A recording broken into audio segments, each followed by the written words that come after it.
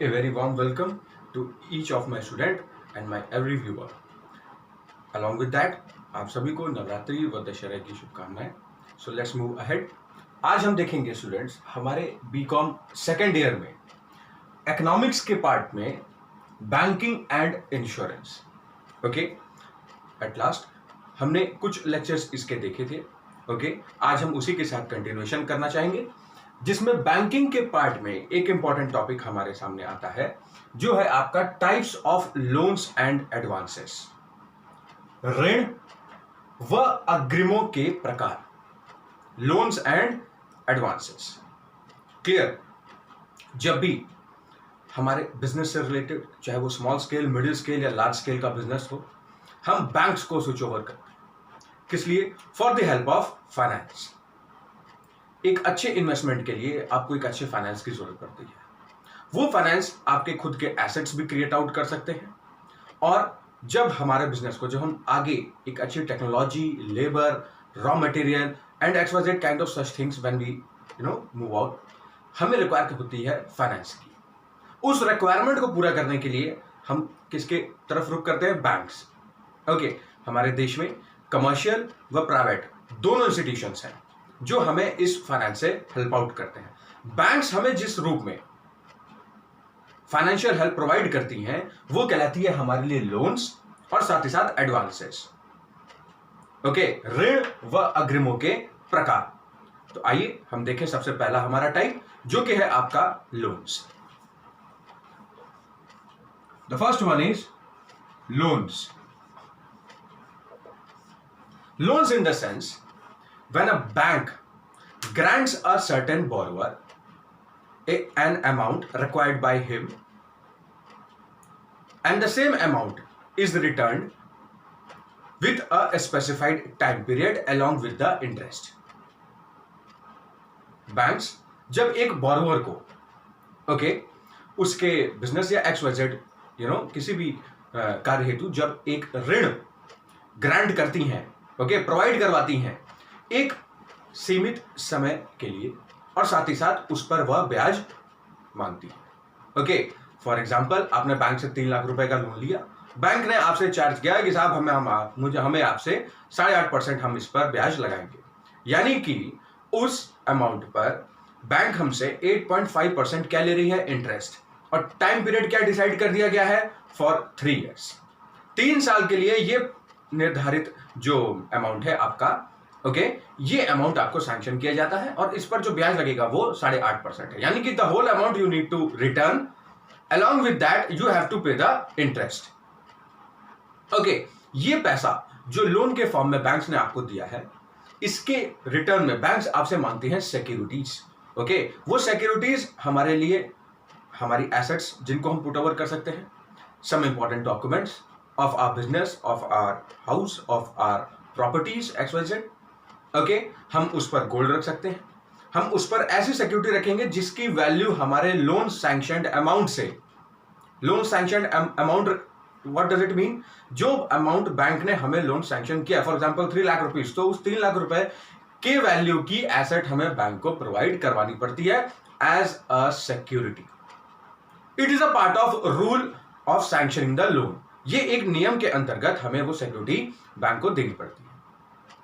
अच्छा, ये तो आपने दे दिया, लेकिन बहुत सारे ऐसे केसेस आते हैं गाइस, जिसमें हम जब उस लोन अमाउंट को विद इंटरेस्ट फुलफिल ना कर सके, बैंक को रिटर्न ना कर सके बैंक को, ठीक है, उस केस में बैंक सीज कर देती हैं हमारी सिक्योरिटीज और हमारे एसेट्स, और वो रिकवर करती हैं वो अमाउंट जो हमने पे उन्हें नहीं किया है. Got it? सो ये हो गया हमारा फर्स्ट टाइप. सेकंड टाइप आता है स्टूडेंट्स हमारे लिए overdraft. Overdraft, clear?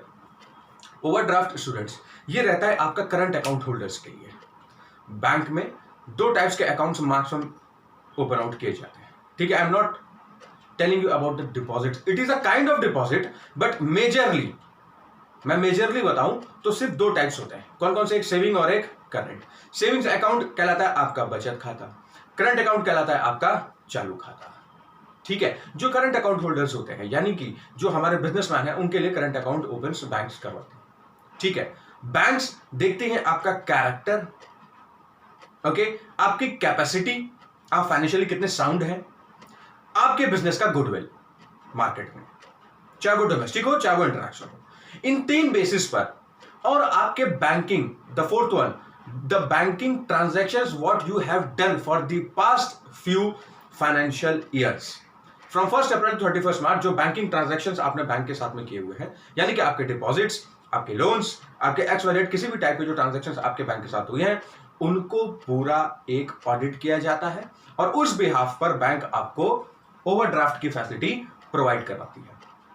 Overdraft facility में जो जितना अमाउंट आपने बैंक में डिपॉजिट किया हुआ है अपने पर्टिकुलर खाते में, ओके, उस खाते में जमा की हुई राशि से अधिक राशि आपको बैंक अवेलेबल करवाती है। किस फॉर्म में? एडवांसेस, यानी कि अग्रिम के रूप में, ओके। ओवरड्राफ्ट फैसिलिटी में जो करंट अकाउंट होल्डर्स होते हैं, उनके कैरेक्टर, उनकी कैपेसिटी, यानी वो फाइनेंशियल कितने साउंड है, साथ ही साथ उनका गुडविल, उनके बिजनेस का जो मार्केट में उन्होंने बनाया हुआ है, चाहे वो डोमेस्टिक हो चाहे वो इंटरनेशनल हो, और साथ ही साथ आपके बैंकिंग ट्रांजैक्शंस को देखते हुए बैंक्स आपको आपके अकाउंट में जितना पैसा है उससे एक अधिक अमाउंट का अग्रिम, यानी कि एडवांस प्रोवाइड करवाती है, and that advance is known as overdraft. It means that is only meant for the business peoples. Clear? अच्छा, इसके बाद में जो हमारा आता है थर्ड टाइप, वो है students loan against LIC policies. Loan against LIC policies।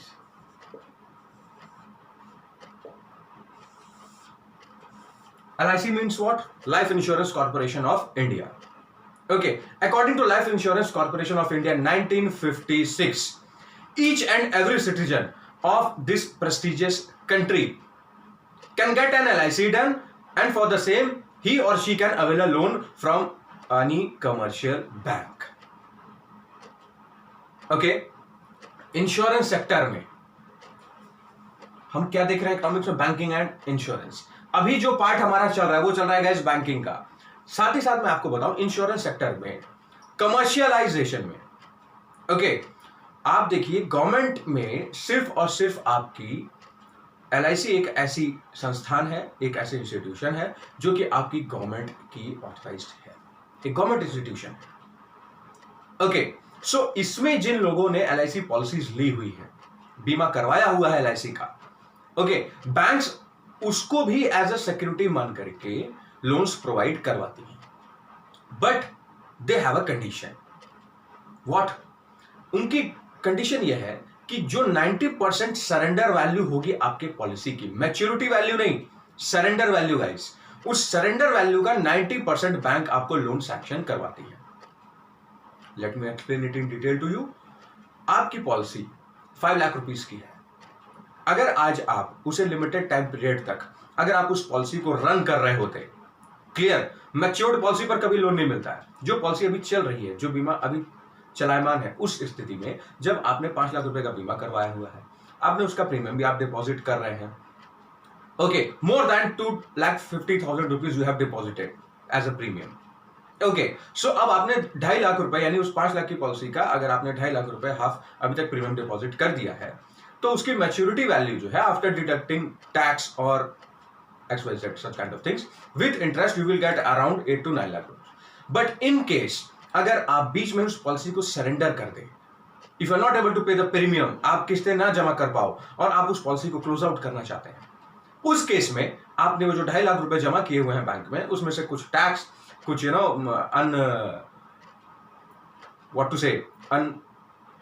uncalculated additional amount will be deducted with some accurate percentage।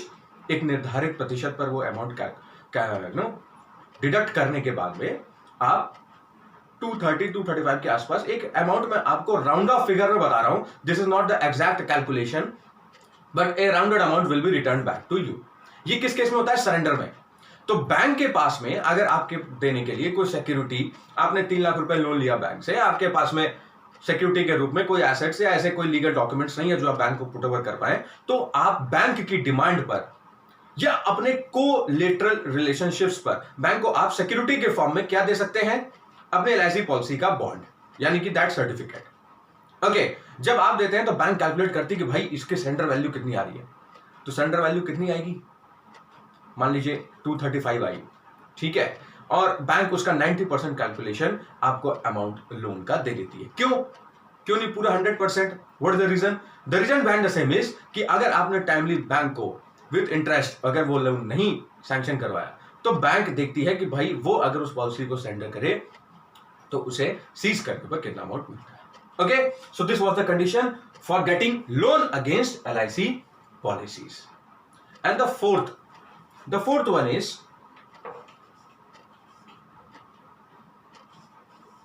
purchase or sale of bills of exchange. Clear? Bills of exchange according to Indian Contract Act 1976 and Indian Contract Act 1872 both, ठीक है, negotiable instruments जो होते हैं हमारे, okay, between a borrower and a seller. Okay, भारतीय अनुबंध अधिनियम 1872 के अंतर्गत आप बैंक से परचेज या सेल करते हैं क्या, bills of exchange. For what reason, किस कार्य हेतु? अपने बिजनेस में जो हमारा विक्रेता है, साथ ही साथ जो हमारा कंज्यूमर है, यानी कि हमारा जो बोरोवर है, जो ग्राहक है, उसके बीच में ये एक प्रकार का आप कह लीजिए पेमेंट का माध्यम है। तो इस पेमेंट के माध्यम को हम क्या कहते हैं, नेगोशिएबल इंस्ट्रूमेंट को बिल्स ऑफ एक्सचेंज। बैंक्स का इसमें क्या रोल आता है कि आप गए बैंक के पास में, आपने लोन लिया, आपको बैंक ने लोन सैंक्शन किया विद इंटरेस्ट, आपने टाइम पीरियड डिसाइड कर लिया कि भाई फलाना अमाउंट में एक फलाना समय के लिए विद एक निर्धारित ब्याज दर पर मैं आपसे चाहता हूं। बैंक ने आपको सैंक्शन कर दिया और आपसे बैंक आपसे डिमांड कर रही है, मांग कर रही है एक सिक्योरिटी की। आपके पास अभी बैंक को देने के लिए नहीं, लेकिन अगर आप चूंकि करंट अकाउंट होल्डर होंगे, if in case, so in that case you will be able to submit the bills of exchange. Why? Because it moves from the creditor to the debtor. Okay, ये creditor से हमारे debtor तक का एक माध्यम है payment का। इसे कैसे आप जानेंगे? बिल्स ऑफ एक्सचेंज में क्या होता है गाइस कि फॉर एग्जांपल ए को पेमेंट देना है बी को। ए ने रॉ मटेरियल खरीदा बी से और अब ए को पेमेंट करना है बी को। तो साहब ए बी के लिए ओके एक बिल ऑफ एक्सचेंज बनाता है। क्योंकि ए के पास में अभी पेमेंट अवेलेबल नहीं है, वो धनराशि अवेलेबल नहीं है, उपलब्ध नहीं है उसके पास करने के लिए बी को, तो वो क्या करेगा, एक लेटर लिखेगा सी के नाम का, एक थर्ड पार्टी के नाम का। क्यों? क्योंकि सी प्रोडक्ट खरीदता है ए से और ए रॉ मटेरियल खरीदता है बी से। तो ए रॉ मटेरियल भी खरीद रहा है, प्रोडक्ट बनाता है और किसको बेचता है, सी को। तो सी से भी ए को पैसे लेने हैं। तो ए अब इंतजार कर रहा है कि सी से जो मुझे पैसे मिले वो पेमेंट मैं किस तक पहुंचा दूं, बी तक। तो एक बिल ऑफ एक्सचेंज परचेज करता है और उस बिल ऑफ एक्सचेंज में मेंशन किया जाता है, प्रस्तुत की जाती है एक जानकारी जो कि कहलाती है कि at a particular date kindly pay this amount to be. अब ए वो पैसा ना लेकर के डायरेक्टली वो अमाउंट किसको दिलवा देगा, बी को। किसके माध्यम से, सी से। तो ए सी को लिखता है कि भाई बी को वो चीज आप दे दें। अब अगर बी गया हुआ है बैंक में लोन लेने के लिए, अब बी के पास सिक्योरिटी के नाम पर कुछ भी नहीं है दिखाने को, तो वो क्या शो आउट कर सकता है, बिल ऑफ एक्सचेंज। उससे क्या मिलेगा बैंक को, बैंक को एक गारंटी मिलती है कि साहब इस पर्टिकुलर पर्सन को, इस निर्धारित व्यक्ति को कुछ समय बाद ये पेमेंट आने वाला है। तो बैंक को एक गारंटी लग जाती है कि साहब चलो ठीक है, अगर हम लोन अभी देते हैं तो ये अपने आने वाले फाइनेंशियल ट्रांजैक्शंस में जो पेमेंट इसके पास आएगा हम उसे रिकवर कर लेंगे। Okay, so these are the four major types of loans and advances provided by the commercial banks to their borrowers or customers. ये ऋण व अग्रिमों के प्रकार हुए। ओके, साथ ही साथ हमें देखने होंगे कुछ ऐसे प्रिकॉशंस स्टूडेंट्स जो कि बैंक्स को ध्यान में रखने पड़ते हैं लोन्स और एडवांसेस को ग्रांट करने के दरमियान। Okay, so kindly note it down and let's move ahead to the next topic.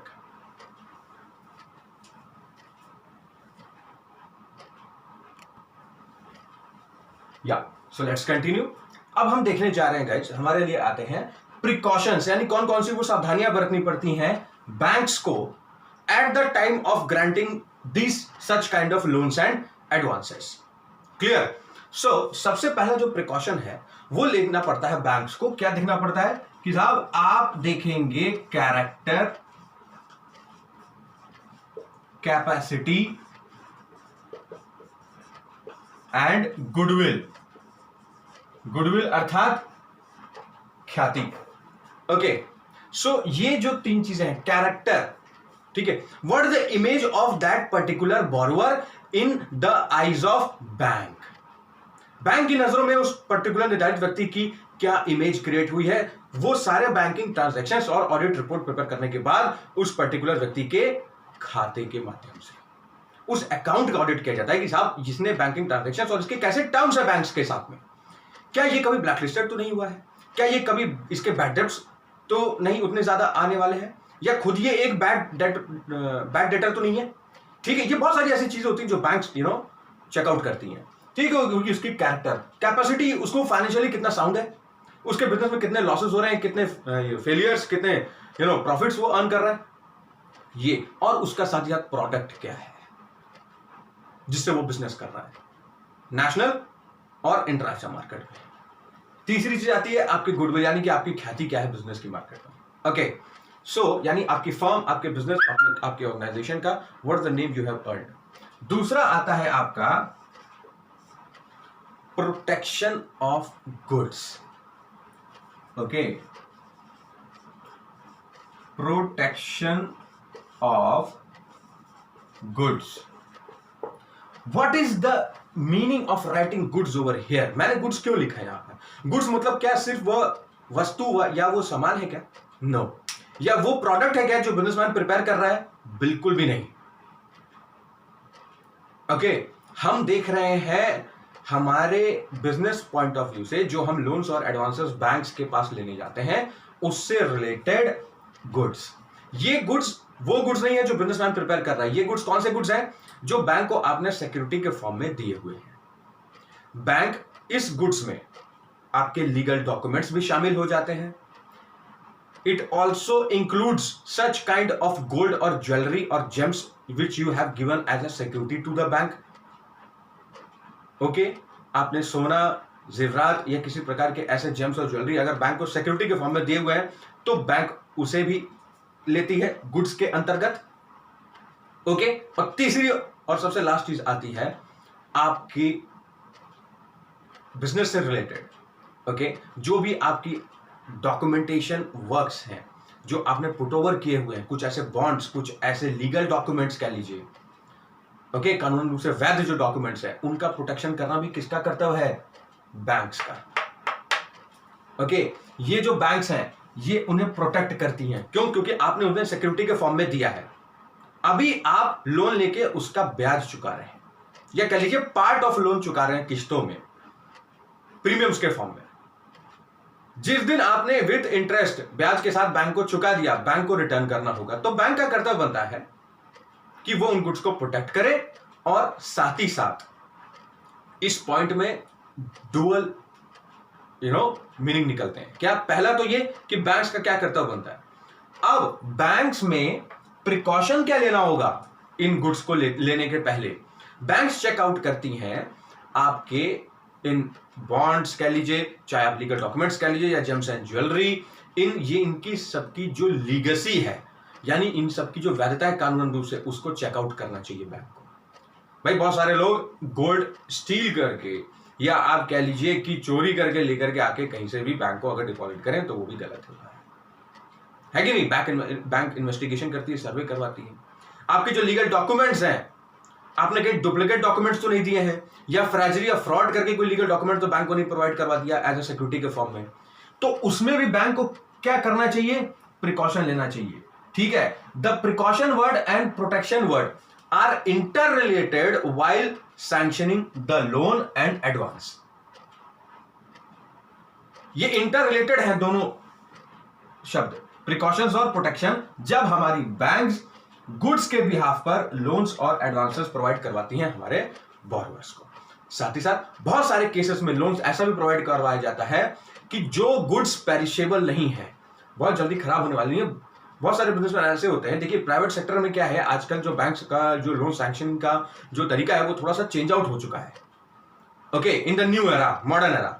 उसमें क्या हुआ कि साहब आपने रेडी फॉर्म में जो आपके पास प्रोडक्ट पड़ा हुआ है, कुछ बिजनेस पर्संस उस प्रोडक्ट के बिहाफ पर उसे सिक्योरिटी, उनका जो स्टॉक है जो उन्होंने बना के रखा हुआ है, उस स्टॉक में उस इन्वेंट्री के बिहाफ पर वो बैंक्स उन्हें लोन सैंक्शन करवा देंगे। तो बैंक को ये भी चेक करना पड़ता है कि कहीं वो पेरिशेबल गुड्स तो नहीं है जो हमें सिक्योरिटी के फॉर्म में वो देके गए।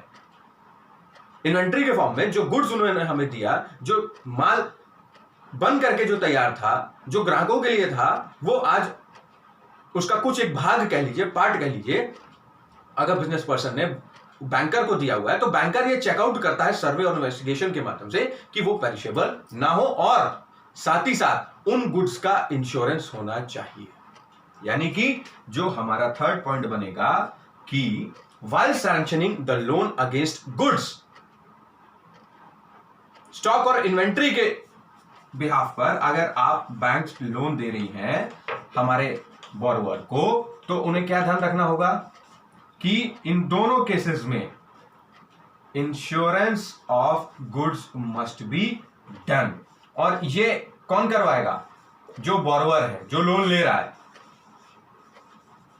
ओके, उन गुड्स का इंश्योरेंस होना जरूरी है। Okay, so this was the main points regarding the precautions जो कि बैंक को लेने पड़ते हैं, और साथ ही साथ प्रोटेक्शन जो बैंक को देनी पड़ती है गुड्स के लिए। आई होप ये सारे पॉइंट्स आपको क्लियर आउट होंगे।